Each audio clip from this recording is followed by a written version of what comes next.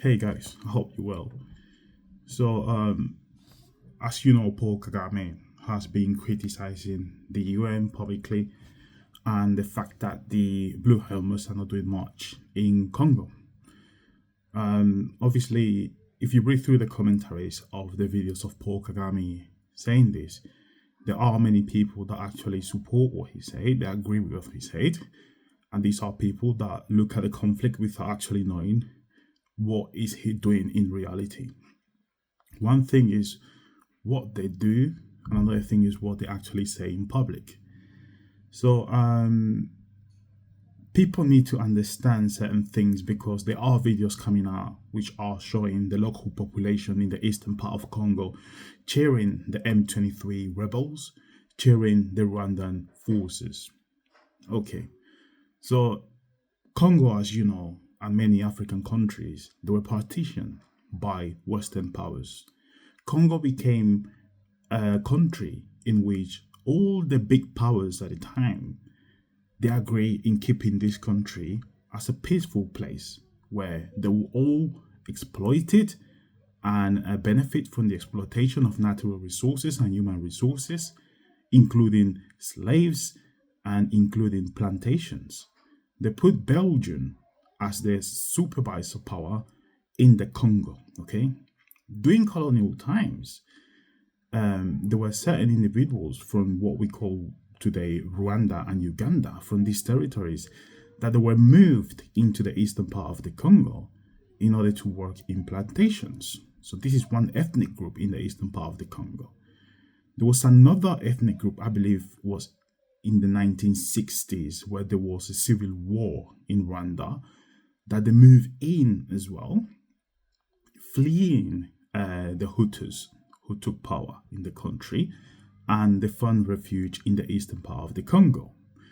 And then in the 2000s, there was another group of refugees that fled Rwanda and they came into the Congo, and these were Hutus, and they found refuge in the eastern part of the Congo. And then you have the native Congolese. As you notice on these videos of people cheering, many of these individuals, they do not speak Lingala, which is one of the main languages in Congo, although there are other languages, dialects that they are spoken in Congo, but Lingala is one of the main ones. And this is the one my ancestors spoken, okay? Obviously, in the eastern part of the Congo, they also speak Swahili, and mainly people from Rwanda, these displaced people. And you notice that many of these videos, the soldiers that appear taking over airports in Goma, the city of Eastern Congo, and the individuals that appear cheering these soldiers, they speak Swahili.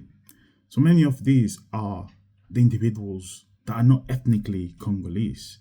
They are not from that land. They came there long time ago. And when the country of Congo was partitioned and created as a modern state, obviously these people became automatically Congolese. And there has been quite a lot of tensions between the current Congolese president Felix with these individuals in this part of the region, this ethnic group. Obviously, they are Congolese because they are within Congo. But the problem here is that many of the actions go against the interests of the country itself, against the interests of the government of the country, which many people say and think that is completely corrupt. Let me tell you one thing. Out of all the presidents that have been in Congo, since the end of the colonial rule by Belgium, this is one of the less corrupt presidents we've seen in the country. And obviously you have Patrice Lumumba, who was the first president after a revolution in which they removed the Belgian colonizers. His stay in power didn't last for too long because as of today, and this is something that people cannot get through the mind when it comes to the issues in Congo. As of today, when Patrice Lumumba, a nationalist, which they call a communist in the West, because he needed protection against Western colonial powers, which have done nothing positive in the Congo. Nothing, absolutely nothing. Millions of people die under colonial rule. atrocities were committed under colonial rule. Patrice Lumumba was seeking for protection, and they got too close. He got too close to the Soviet Union, and that's why they call him a communist. However, his ideology was far beyond that. It was really different from that. He was a nationalist. He wanted Congo to flourish as a nation, okay? And he loved his nation. He wanted to nationalize, take control over the means of production. And because of this, the so-called colonial powers, which today are called democracies, they decided to eliminate him in the worst way you can ever think. And I'm not going to describe the way the intelligence services from the US, from Belgium, from France, and from the United Kingdom got involved in this. Okay, the Congo is not a joke. It's not a joke. It's even a UN representative that he was basically down in the Congo when he was in his plane.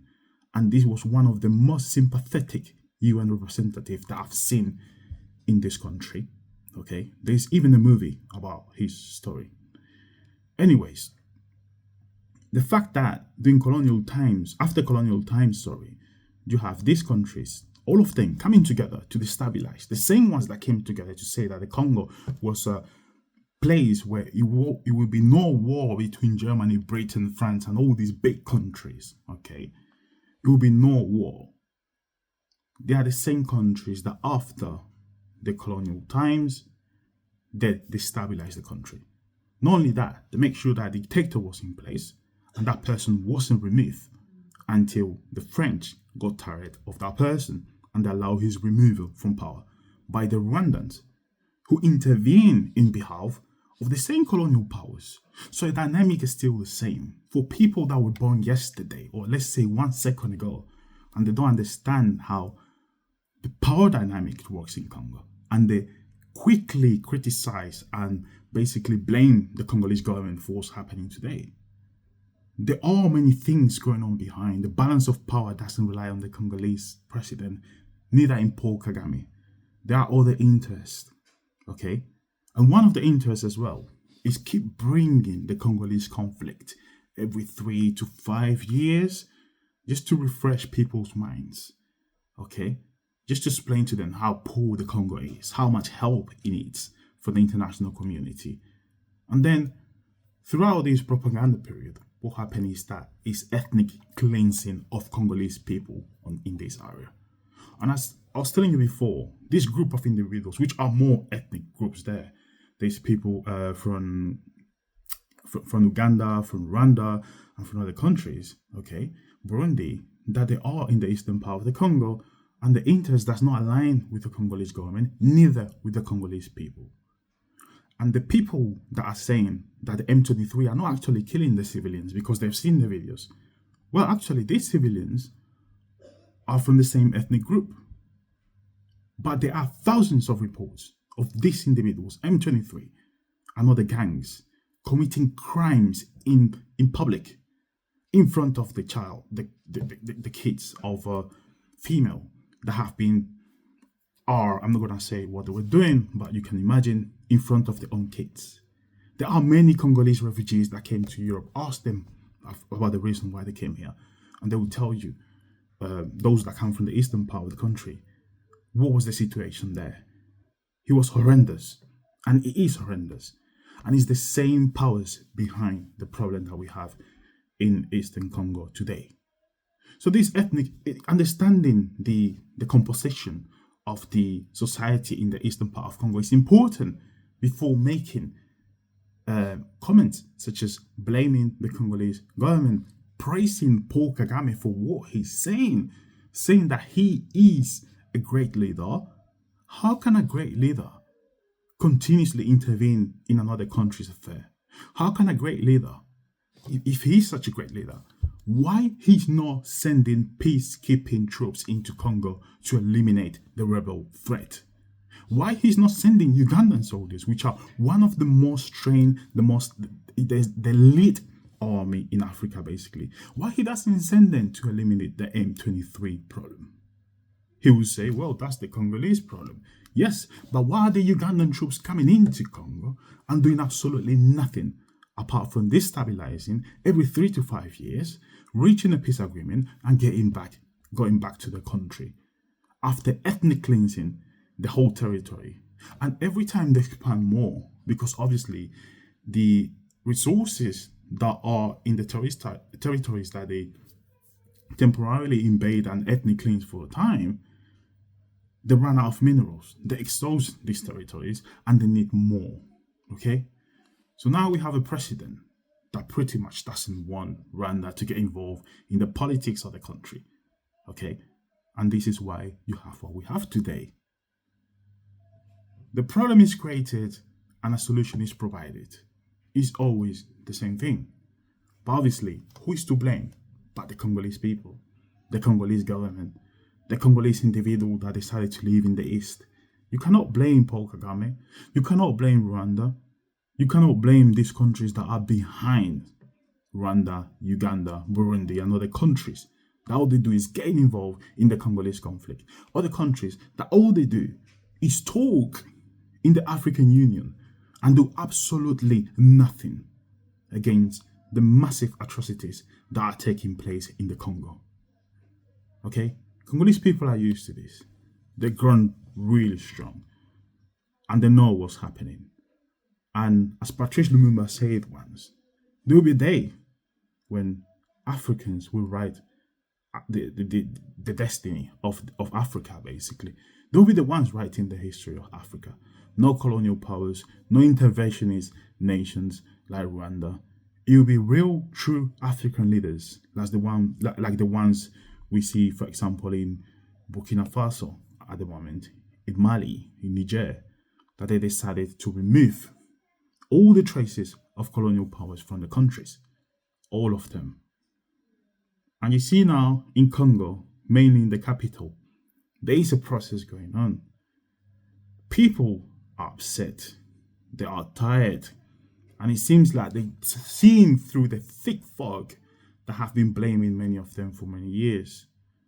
And they are attacking the embassies of France, the United States, Rwanda, and other countries. I'm not supporting this at all.